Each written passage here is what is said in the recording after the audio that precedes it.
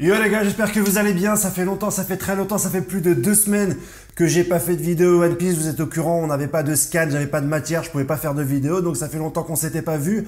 Aujourd'hui, on va parler des scans du chapitre 1038, mais avant ça, gros big up pour mes amis du Canada et de Montréal, je vous l'avais promis dans la prochaine vidéo, je parlerai de vous, je vous salue, n'hésitez pas à me dire en commentaire directement de quel pays ou de quelle ville vous regardez mes vidéos. Je regarde, il y a des gens un peu partout dans le monde, du Sénégal, Maroc, Mali, Algérie, Tunisie, France, Suisse, Canada, Belgique, Portugal. Concernant les informations que j'ai, les spoils c'est toujours le mardi, mais il se peut que dès le lundi, dès le dimanche ou dès le samedi précédent le mardi, je puisse avoir quelques indices concernant le scan. Donc je les mettrai directement sur mon Twitter, Henrik21, le lien en commentaire, n'hésite pas à me suivre sur Twitter si tu veux avoir directement ces indices et je les partagerai également sur YouTube si tu n'en as rien à foutre de me spoiler le monde entier quand on aura directement des informations significatives ou des indices sur le One Piece. Je vous jure que ce jour-là, on va casser Internet tous ensemble. En ce qui concerne le chapitre 1038, il va commencer sur un trouver nos deux personnages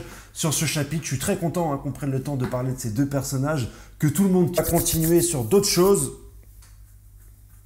On va avoir Chopper qui va être inquiet concernant Zoro à court terme et pour pouvoir affronter King, d'avoir une santé de fer et de ne pas subir les blessures qu'il avait affrontées les Supernovas.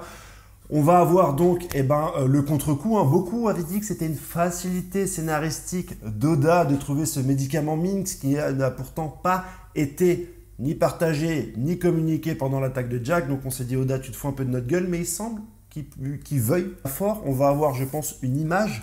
On va voir directement Zoro combattre un esprit, un squelette avec une faux qui ressemble à la mort.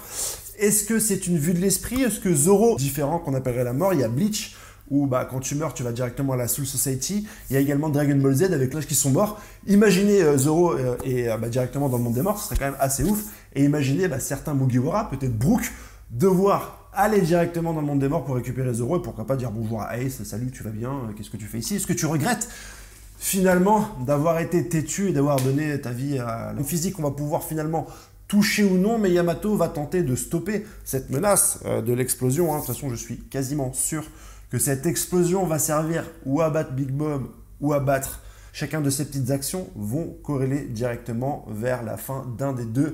Yonko, on retrouve CP0. Ça, c'est quelque chose que j'aimerais savoir, mais on n'a pas l'information. Quel suspense. Mais il va très certainement que de suspense. Le chapitre se finit avec un des combats, contrairement, semble avoir directement défait les deux supernovas que sont Law.